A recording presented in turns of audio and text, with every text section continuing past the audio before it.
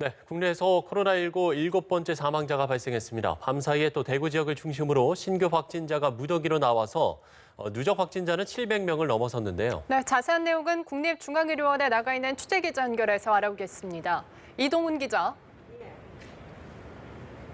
네, 저는 지금 14명의 확진 환자가 격리 치료를 받고 있는 국립중앙의료원에 나와 있습니다. 질병관리본부는 조금 전 밤사이에 161명의 추가 확진자가 나왔다고 밝혔는데요.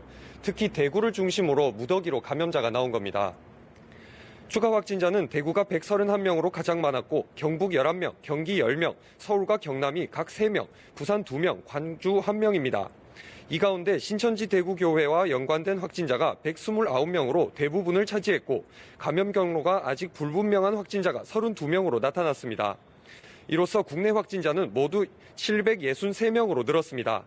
현재까지 신천지 대구교회와 관련된 확진자는 모두 458명으로 전체의 60%를 차지하고 있습니다. 국내 코로나19 감염자 가운데 사망자는 1명 더 발생해서 모두 7명으로 늘었습니다. 7번째 사망자는 청도 대남병원과 관련이 있는 62살 남성으로 어제 숨졌습니다.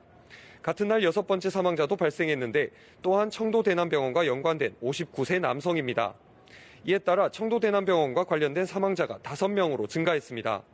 현재 검사 중인 의심 환자는 어제보다 660여 명 더 늘어난 8,725명에 달해 추가 확진자가 계속 나올 것으로 보입니다. 네, 어제 감염병 위기 경보를 최고 단계로 올린 정부가 대구 지역에 대한 방역 집중 계획을 밝혔군요. 네, 그렇습니다. 중앙사고수습본부는 조금 전 브리핑을 통해서 전국적인 확산이 우려되는 전 단계라고 밝혔습니다. 이에 따라 확진자가 급증하는 대구 지역을 중심으로 방역을 강화하는 모습입니다. 대구에서 코로나19 전파를 차단하지 못하면 전국적인 확산 가능성이 큰 것으로 판단한 건데요. 정부는 대구 지역의 의료 인력 부족 문제를 해결하기 위해 공중보건의사 51명을 지원한 데 이어 간호사 45명을 추가 투입했습니다. 또 감기 등 의심 증상이 있는 시민과 신천지 대구교회 교인을 포함하면 3만 7천여 명에 이르는 것으로 보고 이들에 대해 코로나19 검사를 할 계획입니다. 대구 지역의 부족한 병상을 보완하기 위해 입원 환자를 다른 의료기관으로 이동시키는 방식으로 이달 말까지 453개 병상을 추가 확보하기로 했습니다. 정부는 앞서 감염병 위기 경보를 최고 수준인 심각으로 올리면서 대구 시민들에게 2주간 외출 자제와 이동 제한을 요청했습니다.